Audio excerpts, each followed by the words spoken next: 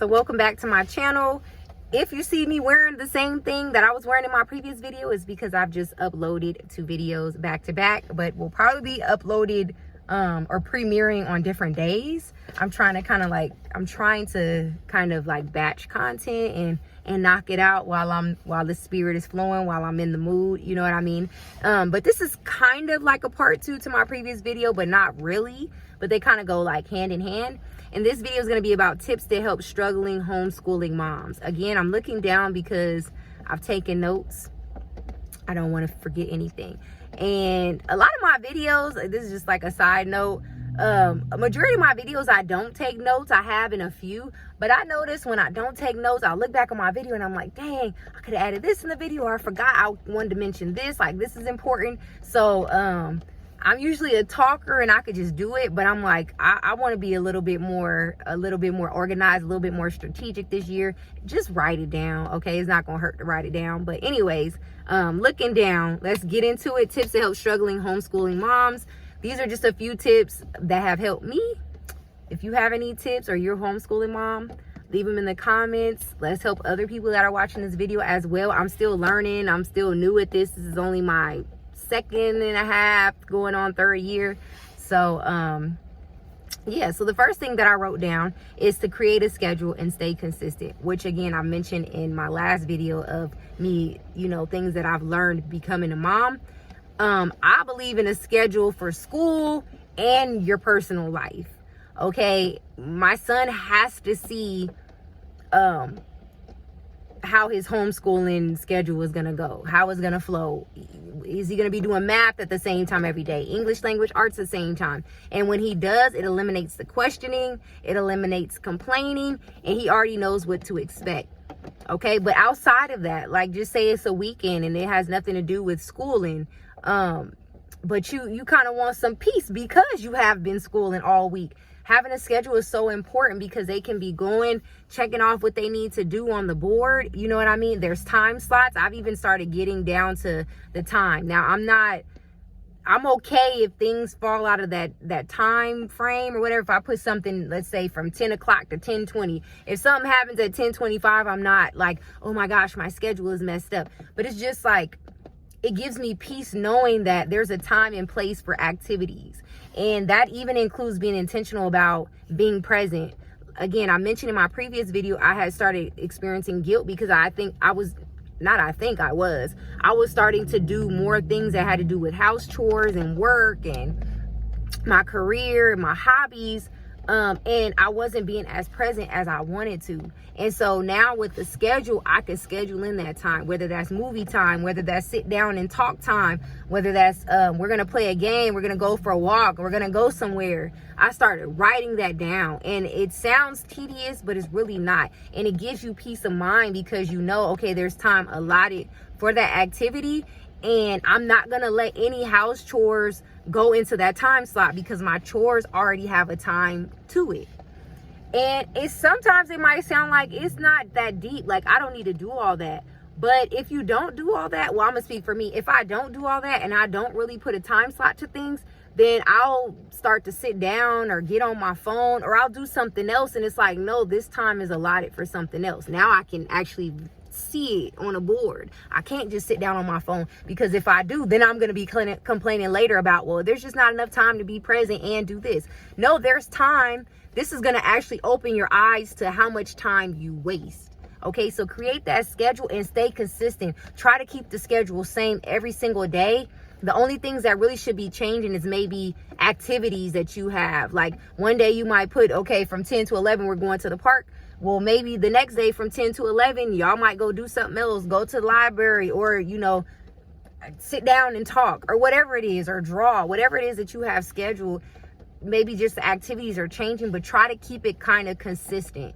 I mean, do what works for your child. You know your child better, but I've noticed with my son, and I've heard other moms say it too, that keeping that same schedule is key. So number 2 is to save all phone usage as an end of the day reward. Okay, so again, it links with number 1. You know, I would just finish a chore and I'm like, oh, let me just sit down for a second. And then now I'll just automatically, like without even thinking about it, start picking up my phone and scrolling, thinking, oh, well, I'm just taking a break until I do the next thing. And really, I'll end up scrolling 30 minutes to an hour, way longer than what I intended, because it doesn't feel like it. And so I said, you know what? My phone is just a reward. If I want to get on my phone or I want to watch something, I need to do everything that I need to do, including being present. I need to do everything that I need to do before I get on this phone, because this phone is not that important. And what's on here is going to be on here for days to come. There's nothing new under the sun. It's just different things happening to different people. And the same advice is pretty much there, you know. But I do go on YouTube a lot because I like to listen to sermons or faith-based videos or podcasts or something that I can learn. But I'm like, well, if I want to listen to something, like say I'm washing dishes, I can listen to the podcast washing dishes. I don't need to physically look at the people, you know, like I don't need to do that. And so I still try to incorporate, if I want to hear something or hear a message while I'm doing chores, as long as it's not messing up my schedule, I can as long as I can multitask, then it's fine. So, but anything outside of that, like if I want to play games on my phone or watch a show or a movie or anything like that, I have to save that till the end of the day. That is I count that as part of self-care or me winding down. If you do that, you'll notice how much free time is freed up and how much time you actually do have to get done things that need to be done. And also, sorry, I'm rambling, but I got to get this out. I noticed too that I have more energy to do what I need to do. It's something about being on that phone. It make you tired. It make you lazy. It make you procrastinate. You know what I mean? So if you just put it down and disconnect, you'll be more energized and you will get a lot more done. And I'm seeing that. I must say my 2024 is starting off quite productive. You know what I mean? And that's because I've been doing a schedule and I've been staying off my phone, especially social media. I've deleted my Instagram. Well, I've deactivated it, but I think I'm gonna just go ahead and delete that thing. I just got back on TikTok the 1st of this month. I was off all December, but again, it's because I do want to continue to do skits or shorts and maybe upload some of those same content to my YouTube channel. I haven't quite figured it out, so I've gotten back on, but I ain't really back on. I really don't be on there. But anyways, let's go on to tip number 3. So this kind of links with actually tip number 1 about creating a schedule. So when I create a schedule for my son, I put a reward at the end of that schedule, and I'll write it big letters and put a star next to it. So my son likes playing, he has like the metaverse game where he can do like boxing or football. So he's a gamer, he enjoys games, but I'm like, well, you're not about to be on this game all day. So I give him a time limit, and I put that as the last thing on his chores list. Basically, you got to work for this. Same way I got to work for my phone, you got to work for being on that game, because you're not about to just be on the game all day and then we're not getting done what we need to get done. And then we're burnt out and tired and trying to rush and catch up the day of or the next day. So you just making yourself more anxious and burnt out. So put a reward at the end of that schedule, and you'll notice they're not really complaining as much. They'll try to finish what they need to do because they're trying to get to that reward. Okay, and so get that ingrained in them. If this is what you like to do, if this is what you want, these are the steps that you need to take to get there. If you do not take these steps, if you do not listen and be respectful, you will not be able to get this reward. It has to be something at the end of that list that's going to keep them motivated. I mean, even as an adult, we work toward rewards. So how much more a kid? And so I found that helps so much. That helps him get through that schedule quick, so I don't have to keep telling him, we need to do this and we need to do that. We need to do this. No, I don't have to say anything, because he's going to look at that board and see the tasks are not checked off. And if they're not checked off, you don't get to play that game. And so if you have a gamer, try using this technique. Let me know how that works for you, because this is working wonders for me. Okay. So the next thing is to stick to a bedtime that allows some space for self-care. So I'm sorry, I was looking down for a while, because I'm noticing this is not just a list for struggling homeschooling moms. This is a list for any mom or any parent, any dad, like anybody really. But because I homeschool, I try to use like these tips and tricks, but now I'm looking at it like anybody can use this list. But yeah, stick to a bedtime that allows some space for self-care. And so My son, his bedtime used to be early. It used to be 7:30, and then I told him, okay, as your age changes, we'll go up on the time. So when you turn 8, you can go to bed at 8, and when you turn 9, you can go to bed at 9. Even when we would lay down at 7:30, he wouldn't go to sleep at that time because he can talk for like an hour before he actually goes to bed. So technically, his bedtime has always been 8:30, but we're laying down, we're getting ready for bed, putting on our, getting clean, putting on our pajamas. It's a wind down time, but technically his bedtime has been 8:30, but he just turned 9, and so now I let him stay up till 9. I try to do that on the weekends and still kind of keep the 8:30 time, trying to wiggle, because I'm like, if I got to get up in the morning, I need at least an hour by myself before I go to bed. It's like I need that time. I like to have some time by myself when I go to sleep, and if possible, some time by myself in the morning. A lot of times we wake up at the same time, or he's up before me, and so I don't get to do that unless I wake up in the middle of the night, but I'm just usually too exhausted, too tired to do that. So at night, that is my time. Have them in bed early. Have them in bed 7:30, 8 o'clock. You know what I mean? They're supposed to be getting 10 to 12 hours of sleep for my son's age range. I look at their age range, but you should be getting a good 8 hours and up of sleep per night. And so, yeah, I have him go lay down. I'll lay with him. We'll read. I'll just let him talk until he falls asleep. And then I get up and then I'll do my time. So having tea, and really use this time to really, really take care of yourself. Even if you're tired, do that facial, get you some tea, watch you a good show, make you a good meal, make you something just for you. We get caught up in making and cooking for everybody else and cleaning. Like, maybe make you something different than what you actually made for dinner. Something quick and easy, because again, we're trying to wind down. We're not really trying to work.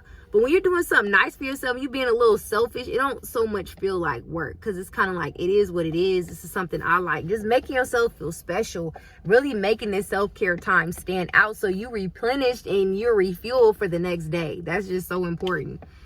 So yeah, give yourself that time at the end of the night. Put them to bed early so you can be up and enjoy yourself. All right. The next thing that I wrote is to prepare multiple meals at a time if possible. Try to search, especially on Pinterest. I love Pinterest, or maybe TikTok, some quick and easy. The key word is quick, and the key word's easy. And another key word is healthy. If it can be quick, easy, and healthy, do that. And if you can, this has been a lifesaver for me. Try to make multiple meals at a time. The quicker, the easier, and the healthier it is, the more meals you can make. And what I mean by that is I would make breakfast. Now, I don't do this every day, but when I'm really feeling a burst of energy or I'm just feeling extra good that day, I try to batch meals. I will make breakfast, and then I will at least cut up and prep for dinner. So say for breakfast, I'm making pancakes and eggs and like a hash brown or whatever. So I'll make that. And then if I know for dinner what I'm going to eat, maybe say my dinner has potatoes in it, I'll go ahead and cut up the potatoes, or I'll do the most time consuming thing, or like season my meat and then just cover the meat and put it in the refrigerator, or be thawing out your meat. At least do something. But doing something to prep, or taking do what takes the longest for that meal. Again, if that's peeling potatoes, cutting, seasoning, whatever. If you have the energy in the morning, that's when I have my most energy. That's when I do the things that I know I'm going to be the most tired to do. And that includes laundry and cooking. I'm always tired, and those are the top 2 things I never feel like doing. So I do them in the morning, do a load of laundry and have that going. And I try to do that first before I even feel a little bit like I want to sit down. Do that. And while you're cooking breakfast, prep your dinner at the same time, so it doesn't feel like you're cooking twice that day. It kind of feels like you're doing all your cooking at once, if that makes sense. And if you want to, put your dinner in the oven during breakfast time. And if y'all gotta reheat it at night, it doesn't have to be freshly hot. Reheat it at night. You know what I mean? If anything, the food tastes better because you've given it time for the seasonings to set on in. We all know second day food tastes the best. So imagine if you started cooking dinner at breakfast, put it in the refrigerator, letting it sit all day, and then heating it back up at night. You save time, you save energy, and the food tastes twice, double the flavors. The flavors are bursting, okay? So yeah, that is a trick that I did, and I felt so good. And it felt good because it's like dinner's already taken care of, and I don't feel like I cooked 2 meals because I made and prepped everything at breakfast. It just felt like I was just cooking a big breakfast all at once and then just breaking it up throughout the day.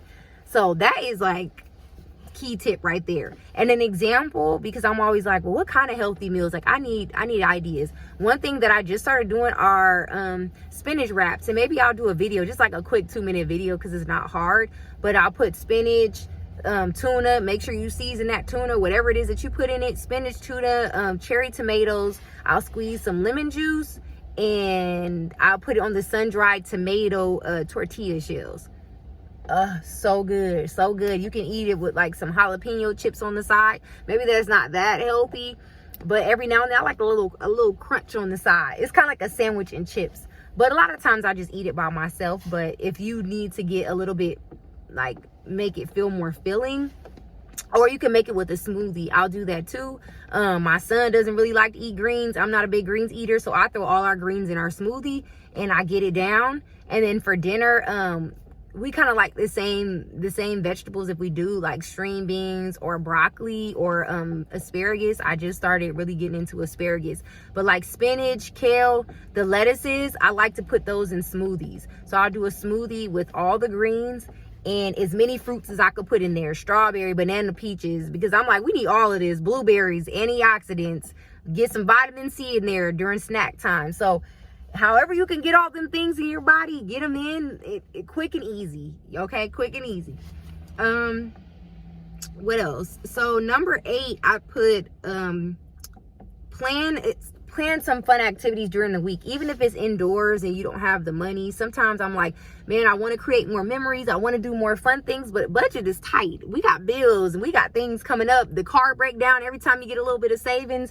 And so I've had to get creative, and I am a creative. I feel like this is my strong point when it comes to making something out of nothing. And so what I've started doing is I do a movie night, and this is a cute idea you can do at home. It doesn't really cost much. It may cost a little something if you don't have the things already as far as like snacks or chips or whatever. But what I'll do is I'll go to the Dollar Tree. I'll get like maybe I'll pick 2 candies, but I try to keep it like a healthy little movie bucket. But I'll pick 2 of his favorite candies. I'll get the organic popcorn or whatever from the Dollar Tree. Just check that little snack section. They have the sun-dried, what are those, like the snap pea, tomato basil flavored snap peas or whatever. I don't know what they call, but they're good. They're amazing. Okay, I'll put that in a bucket instead of Doritos. What else? So we got the popcorn, we got the tomato basil snap peas, which taste like chips. Two boxes of his favorite candy. They're $1 a piece, and they look just like the candies the boxes of candies you get at the movies. And then the Dollar Tree has like these popcorn buckets.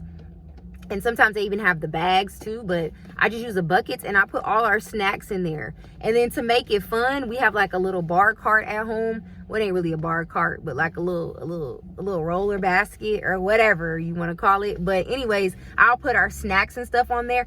I'll put fake money if I want to make it fun. Like, all right, you got to give me your movie ticket and your money, and you get your snack. Just like something fun. And then the living room, I'll clear out the living room and I'll do like a little fort.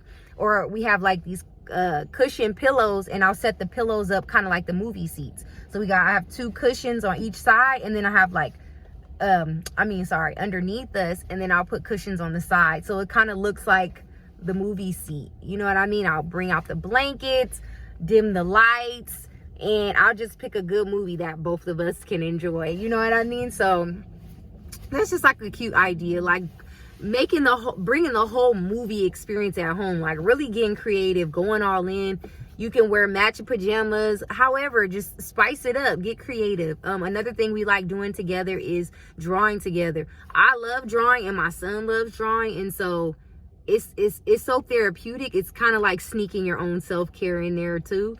So we'll find like drawing videos on YouTube, and we'll draw along with the video, and that can take like an hour to 2 hours. Sometimes we'll do 2 or 3 drawings, and after each drawing I'm like, all right, let's color it, practice staying in the line. So now he's like trying to make sure he's in the lines, and you know, trying different techniques and stuff. And so that's time consuming, and it's relaxing, and it's an escape, and it's free. So if you're a mom and you want to create more memories, and you're kind of just feeling like, or a dad, this can go for moms or dads, and you're feeling like, man, it's just not in the budget, this is a good idea. Definitely do this. If they're not in a drawing, think of something similar. Do they like doing clay? Do they like building things? The Lego kits, man, we built one after Christmas. My mom got him one for Christmas, and that took us hours. We actually had to break that up in 2 days, but it was so fun. It gets his skills going. Now he's learning how to read the directions, how to put things together. So it's helping him be independent. And when it was all done, he felt so accomplished. And I feel like he appreciates that toy more because he had to put it together. He didn't just buy it, you know. So it's so many things that you can do at home to bond and to make it a good experience and to make the time go by where you can also relax as well. And so, yeah, I think that's pretty much all I have written down. Hopefully this was helpful for you. Hopefully this will have some ideas turning, or you get inspired and you know, write down some things you want to do. Again, if you have any other ideas, leave them down in the comment. Let me know what it is you do. I'm always looking for new ways on Pinterest, on TikTok, on YouTube.